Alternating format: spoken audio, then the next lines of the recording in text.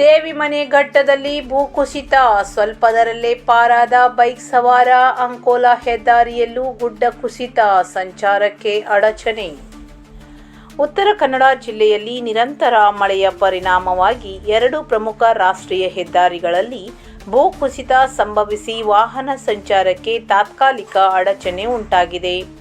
ಕುಮಟಾ ತಾಲೂಕಿನ ದೇವಿಮನೆ ಘಟ್ಟದಲ್ಲಿರುವ ರಾಷ್ಟ್ರೀಯ ಹೆದ್ದಾರಿ 766 ರಲ್ಲಿ ಗುಡ್ಡ ಕುಸಿದು ಅಪಾಯದ ಪರಿಸ್ಥಿತಿ ನಿರ್ಮಾಣವಾಗಿದೆ. ಗುಡ್ಡ ಕುಸಿಯುತ್ತಿದ್ದ ವೇಳೆ ಅಲ್ಲಿಂದ ಸಾಗುತ್ತಿದ್ದ ಬೈಕ್ ಸವಾರ ಸ್ವಲ್ಪದರಲ್ಲೇ ಪ್ರಾಣಾಪಾಯದಿಂದ ಪಾರಾಗಿದ್ದು, ಯಾವುದೇ ಜೀವಹಾನಿ ಸಂಭವಿಸಲಿಲ್ಲ.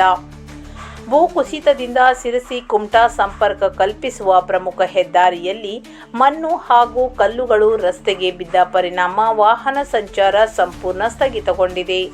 ರಸ್ತೆ ಮೇಲಿನ ಮಣ್ಣು ತೆರವುಗೊಳಿಸುವ ಕಾರ್ಯಾಚರಣೆಗೆ ಅಧಿಕಾರಿಗಳು ಮುಂದಾಗಿದ್ದು, ಶೀಘ್ರದಲ್ಲೇ ಸಂಚಾರ ಪುನರಾರಂಭಿಸಲು ಕ್ರಮ ಕೈಗೊಳ್ಳಲಾಗುತ್ತಿದೆ.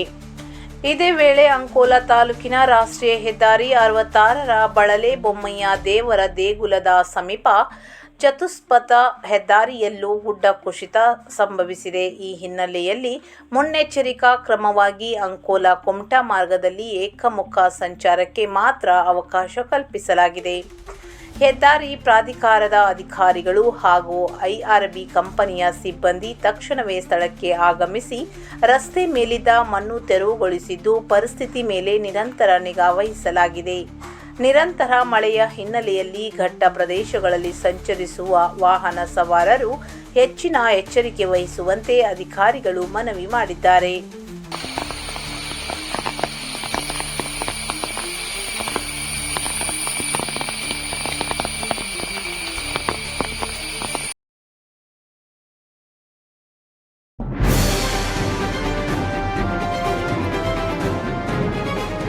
ಇದು ಖಾಲಿ ಡಿಜಿಟಲ್ ವಾಹಿನಿ, ಸತ್ಯ ಮತ್ತು ಸ್ಪಷ್ಟ ಸುದ್ದಿ.